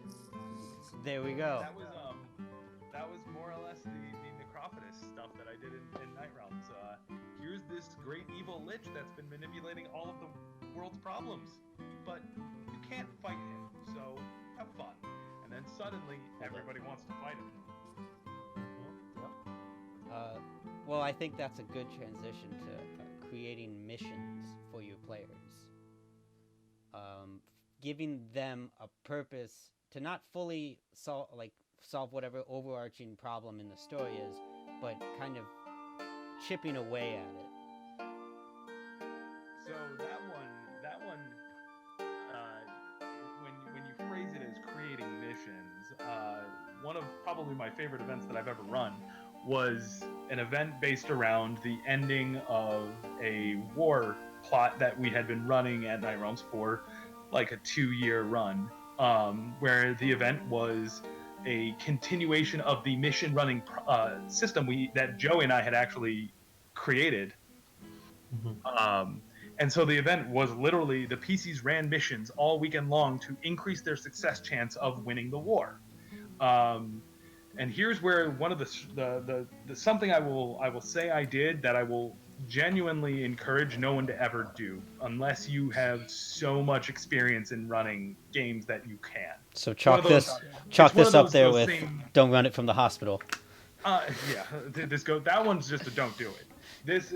This follows that same learn the rules so that you can break them kind of deals. We ran that event entirely based on the players getting to make all the choices of the plot themselves. We gave them a generic mission format and said, make up the story yourself. And it honestly really set the tone for the weekend in a way that was really way better than anything I could have written. Because when you give, really in that format, giving them a framework of what they can do really helped them tell their own story for what was a very large ending to a long-standing overarch plot, and really not something I could have ever written any better than they wrote it themselves. So what I'm really getting at there is when giving players missions, as opposed to writing encounters or doing things like that, when giving them missions, a lot of the time players will do something that like they really want. If you give them the opportunity to achieve a goal that they want, they'll find a way to make it sound really exciting, and even in your own story. So when writing missions, find a way to give the players a way to achieve their own goals in your story, as opposed to only the achievements that you want them to have. And I think that will set a new tone for what you're trying to achieve in a way that will tell a more memorable story. Yeah, echoing that, I definitely think it's really important to give your players the opportunity to have victories before, like, you already in your head know this is your win condition for the players. Give them opportunities to have victories on the way to the win condition, because otherwise they will get frustrated if they can't get to the win right away. Yeah. Even when an enemy is supposed to get away, there's there's ways to present that in a fashion that shows it's a victory. The villain leaves because they've been injured. The villain leaves because their plan in this moment has been foiled. It's very important, especially when you want to have recurring villains that they have to fight and constantly see, is that they need. It's really important to show those small victories over the ultimate defeat. Yeah. And also, when you're writing these missions and trying to figure out maybe what order you should do these things in my opinion, it's always really helpful to kind of work backwards, right? So you kind of know what your climax, you kind of have an idea of what you want your climax to be. Your ultimate goal is very general. This has to happen, right?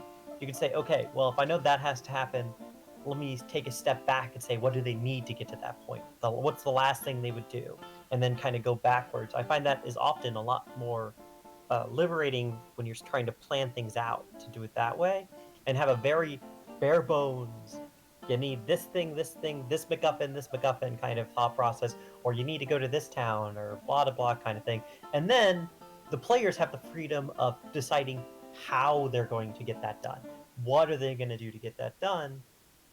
In the vast creativity that human minds have when they're grouped together, basically, right? There's a great secret in writing plot and writing missions, in that having a background in education will Oh God, yeah.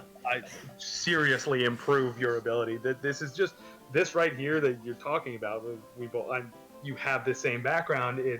It's backwards design. You're creating your lesson plan by going, what do I want them to achieve, and then working backwards, and how you start on like the steps they get to start and then go into it.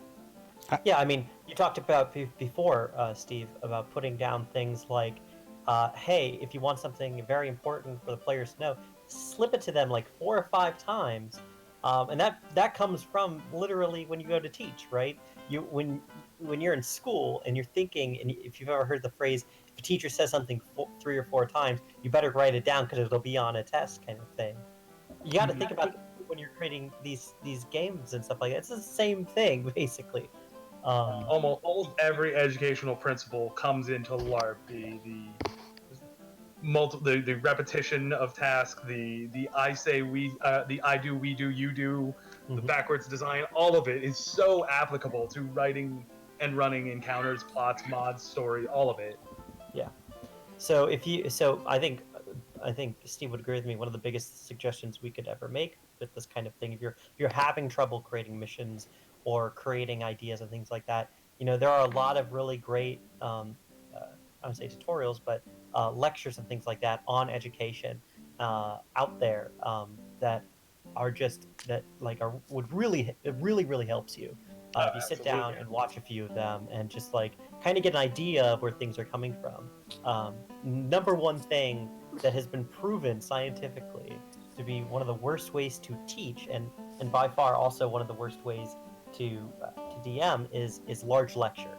You do not want to lecture at your players and tell them this big grandeur story, and they're going to be sitting there, slipping on their phone because they're bored. They're listening to you, and it's great and all. It's a great story, but like we're here to play a game, right? We want to interactively learn about the world through doing something, and not from just listening you drone on about the world you've created. It's the difference between you're writing a novel versus playing a game or something like that, right? So if you have the ability to stand on stage and just give the exposition, show it. Yeah, you got to show it. That's the biggest thing you can have. Biggest advice you can pretty much take away, I think. That goes back to what we were talking about the building, where it's better to drop hints, and also with Steve's comment about show them something and say they can't have it. Drop hints and keep dropping hints until they go, what is that? I need to know. Yeah. Trick them into making it be the one thing they care about. Mm-hmm. And especially, and like I mean, I can go on this one later, but then there's the 7 minutes of attention span, which is why lectures don't always work. Yeah. Any one person, the maximum time you're ever going to get out of them is 7 minutes before their brain trails off to something else, and that's another like scientifically proven thing. Mhm. Is that so when you get 7 minutes before you have to change something to reinvest their interest, and so when you're writing your mods, your missions, if you have this stagnant experience, people do lose interest very quickly. So even your puzzles, I'd say, and this is I'm saying this now as like a kind of almost self-realization of pickles or cucumbers kind of deal. Like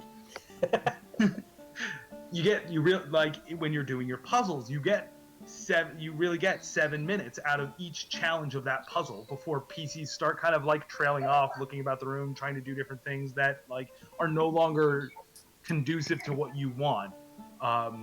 So when you write those missions and keep each objective 7-10 minutes, like in that kind of span of time where new things happen every increment, so that they can do new stuff. And I'll get on the time limits and all that other stuff when we get a little more into like actual encounter running. Yeah. Well, moving forward to the actual encounters, I'd like to start it off that I found it one of the harder things to get right, especially because talking D&D specifically, they have challenge ratings on different encounters. So then, in my brain, I'm like, okay, so this is what level they, should be at in order to handle this, and it's not. It's actually, they can take on a lot more, especially if you have a larger group of 6 or, God forbid, 8 people. Those are designed for a group of I think 3 or 4 of that level to be a moderate challenge. Yes. Yeah. There's some serious nuance that goes into challenge rating as far as what Wizards of the Coast does for it. Yeah. My life changed when I was given a encounter builder that I could go, what is a easy, moderate, hard encounter for X number of players of this level? You need X number of creatures of this challenge rating. Like, someone do the math for me, because that's the only way you can figure out the challenge rating math. Yeah. When It super is. Go ahead. Then the same thing goes for traps and stuff like that. When you make encounters, some of the best times to do is when you do these crazy dungeon runs. Justin, we ran an amazing just like a 10-hour session, I think it was, on one Saturday, where we did like the traditional dungeon dive kind of thing, which was awesome. But it really also comes down to you got to figure out how to run traps and stuff like that too. Justin here did a really sneaky thing with having a skeleton appear into the distance of a too wide corridor, and then the skeleton disappeared, and no one knew what happened until I think someone almost put their hand into what was then a transparent gelatinous cube, which was horrifying. To find out. But so there are a lot of really good resources that are super easy to get. I mean, like, so whenever I run content for D&D 5th Ed, I turn to 2GC Gaming as an independent publisher that made an amazing trap guide that allows you to put together challenge rating up to like challenge rating 20 or something like that, basically. Where you can build up traps that are very complicated through a system of adding modules together and stuff like that, and get a good idea of whether or not the players are going to be able to survive your crazy traps that are built together. Oh, We're also for that I cherish my AD&D puzzles and traps guide. Oh god, yeah. That thing is a legend kind of thing. There are some amazing third party and first party things out there for encounter design that it really is just like sit down and peruse, because that's where you get a lot of really fun ideas. I have had days where I cannot figure out a good encounter to put in like the middle of a travel event, basically, and I'm like, I am just having no luck here. Let me go online and see if they have a random encounter generator. Someone has done the math. I find it, I grab it, I roll it, kind of thing, and then I get an idea from that where it's going to have a couple different monsters that normally would not make any sense to be in this thing. But I'm like, oh, but what if I take this monster and tweak it slightly? Now I can make it work, and now it's an interesting encounter that occur. Using your tools effectively is number one big thing. Absolutely. In the topic of LARP encounters, which are a different beast altogether when really building, because your time limits are a lot different. When in a tabletop, you can always go to the next session. Where in LARP, you have that one weekend to tell it all. One of the biggest rule I've always applied is you get 1 hour. Your encounter can realistically be no longer than 1 hour before your players lose interest. Your players start losing sight of the game they're playing and kind of moving into the knowledge, the like meta knowledge. I'm playing a game, so I'm just gonna start doing random things. It's a different kind of approach to frustration that I've seen, where they'll just start doing these random things because the solution hasn't manifested yet. They haven't solved the encounter. So you get an hour out of them before things start going haywire. And I think that element is probably the most important when running LARP encounters to adhere to, no matter what you're doing. And it's not even an imposed limit on your players. You need to impose that limit on yourself. Because once you, like, even you running the encounter after an hour, you're going to lose a lot of your steam in doing what you're doing. And those silly ideas are going to start sounding more realistic, and ultimately it kind of gets away from you. Such as your NPCs vanishing off into the wilderness or getting kidnapped by PCs because you just stopped paying attention to something. I feel like you're calling me out because both of those things have happened to me. I'm calling out myself. I'm calling out maybe every a little marshal bit that has here. ever existed. Yeah, but more or less everybody's done this. Everybody's gone over that hour and gone, oh crap. I recently ran an encounter with shadow creatures, right, at Night Realms, that started as going around to cabins and knocking on the door, and if a PC came to answer the door, I scooped them up and sent them to our base of operations logistics to wait for the larger part of the encounter because they were going to be kidnapped, basically, by these entities. And that mod...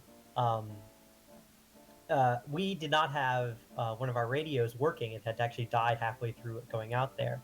And so I was out there far longer than my partner was out there getting people. So we had a lot of people that got there early on that were literally sitting around talking for like 30 minutes or so before we were even ready to get the NPCs fixed and stuff after I came back to then send everyone else out. And you got to keep... And so one of the big lessons I learned from that, right, is that if you do something like this, make sure that you have communication with your other team members as much as possible too. And the biggest thing is that make sure that you know around about how much time is passing, because you're gonna have to come all the way back from whatever site you're at, and you're gonna have to go set up a mod. And if you can have that happening at the same time as something else is happening, you can keep, when the players come and a mass of like 8 people saying we're gonna freaking find all our friends that have just suddenly disappeared from their porches, kind of thing.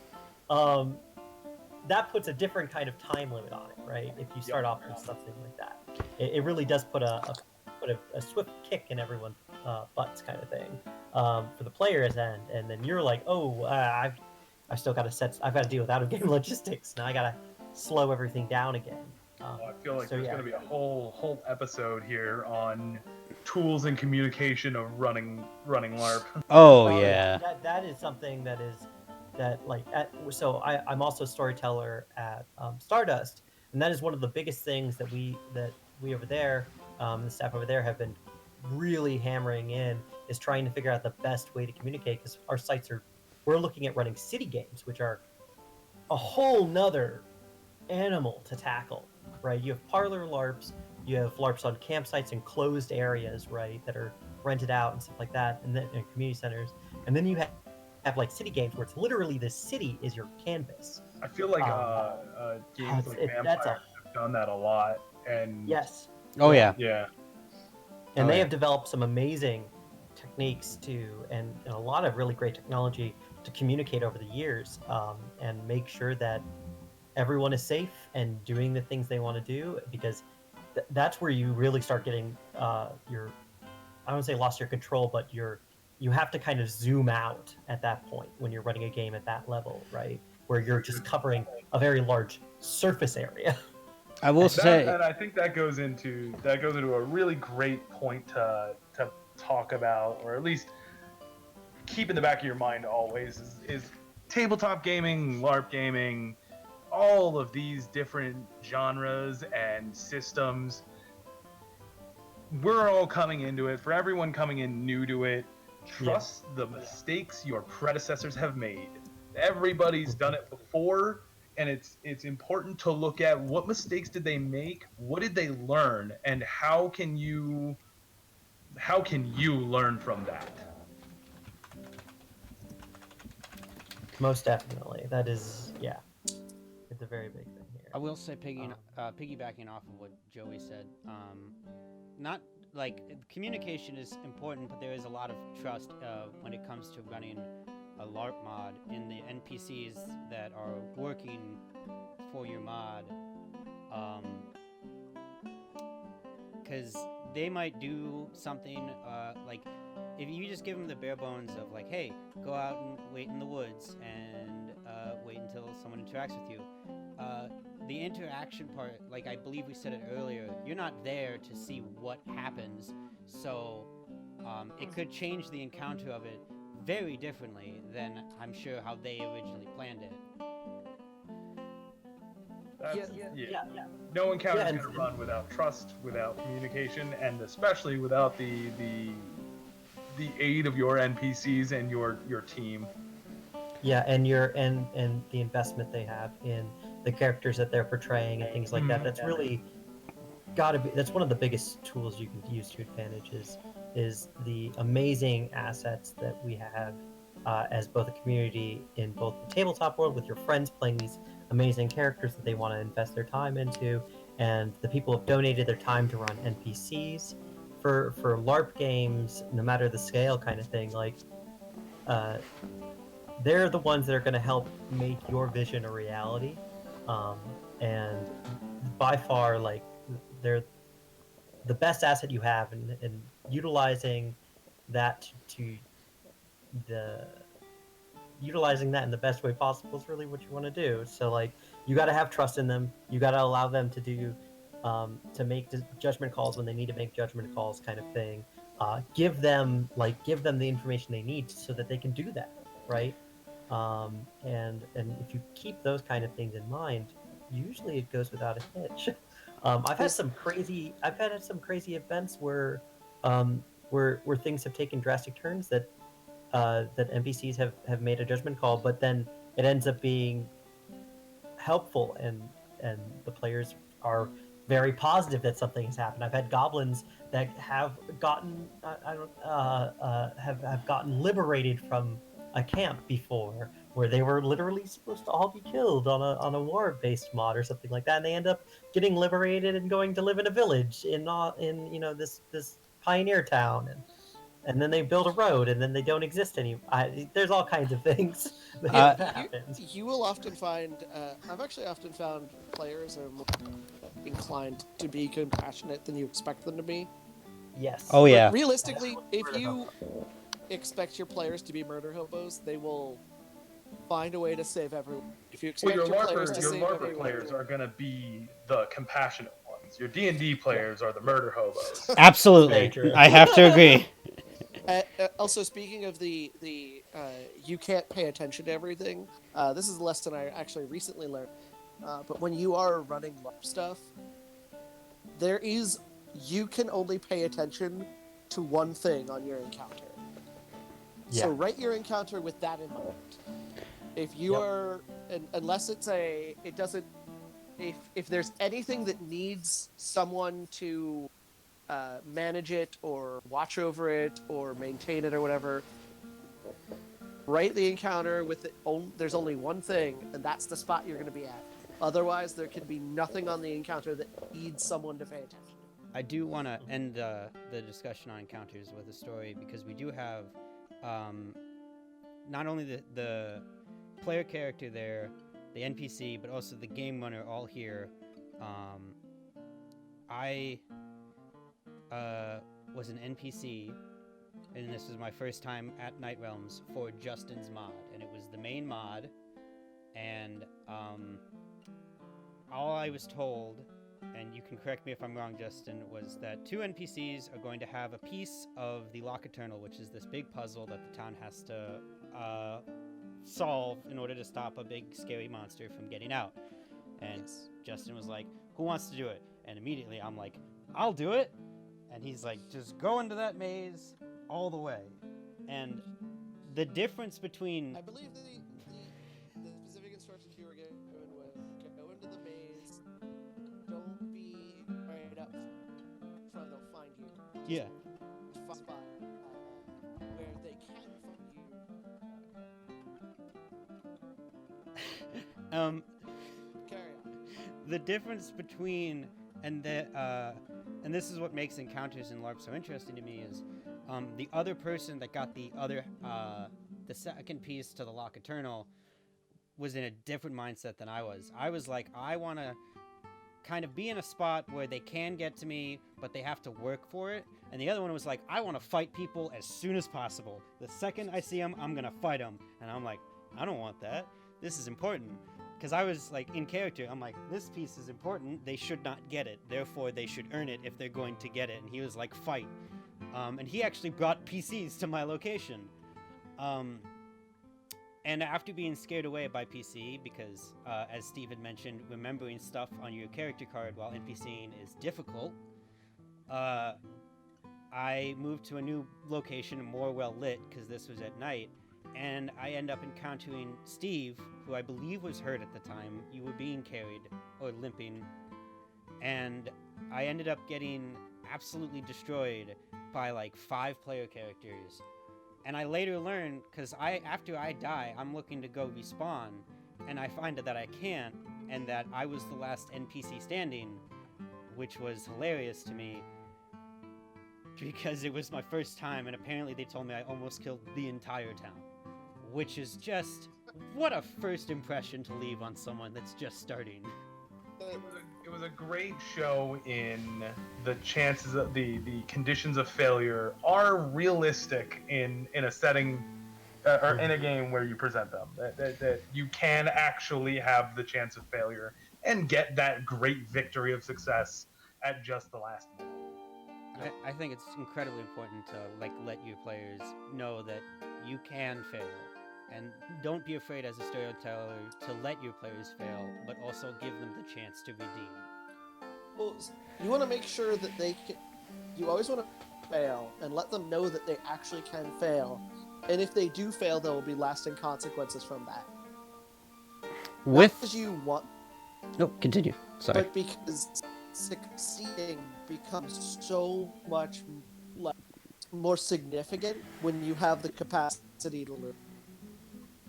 Yeah. With I think that's one. I think that's one thing that is done really well at various different games. The idea that your PCs could fail here or there, and it'll just make the final encounter harder, right? Or there will be lasting consequences due to the failure, right? Is important to do. You just want to make sure that you have I usually try to keep it around like a 75% chance of success, 25% chance of failure, and if it's a failure, it's got to be like, wow, they really were not paying attention, or they did not. And then you have to make sure that the failure is a learning experience. Right? The failure can be just as good of a storytelling experience. Like that is important. Yes. Failure and success are not the win conditions, the real win conditions of your game. The win condition of your game is the overall success of the story being told, the enjoyment had by your players, and the ending memories and experiences that they got from it. Winning or losing, succeeding or failing in the elements of your story are just more vessels for them to travel that tale with. Yeah, I completely agree. When you come in, when you first start, in LARP, where you start on tabletopping and things like that, and you're coming from a mentality of like board games and winning and sports and things like that, right? Where there's very defined win conditions. It's it really comes down to like you want to figure out the best way to uh, to make it so that when you win, I'm sorry, I'm trailing off a little bit here. Um, Winning isn't everything, quote unquote winning, right? That is not what you want out of your players to experience. You want them to see failure because they can learn from failure. The characters grow from failure. It's good, it's healthy, but you also don't want to kick them down like they're a puppy or something like that, right? Absolutely. Like there are various degrees in which you can use it as a good vessel to tell great stories. So don't be afraid of including that um, into the thing, and always have as many branches as possible for the story to go down, because then you'll be more prepared for when your players throw a fourth branch in there, right? And with that, thank you for joining us and listening to Tavern Talk. Please, won't you follow us on the YouTubes for more episodes? Maybe kick in a few bucks to the Patreon, patreon.com/NightWhelmsLARP.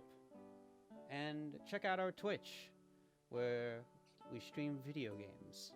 It's all very entertaining. I have been Kyle, your host. Thank you, Steve, Justin, Joey, for joining me here on this enthralling and educational and entertaining discussion. And we will see you all in the next episode.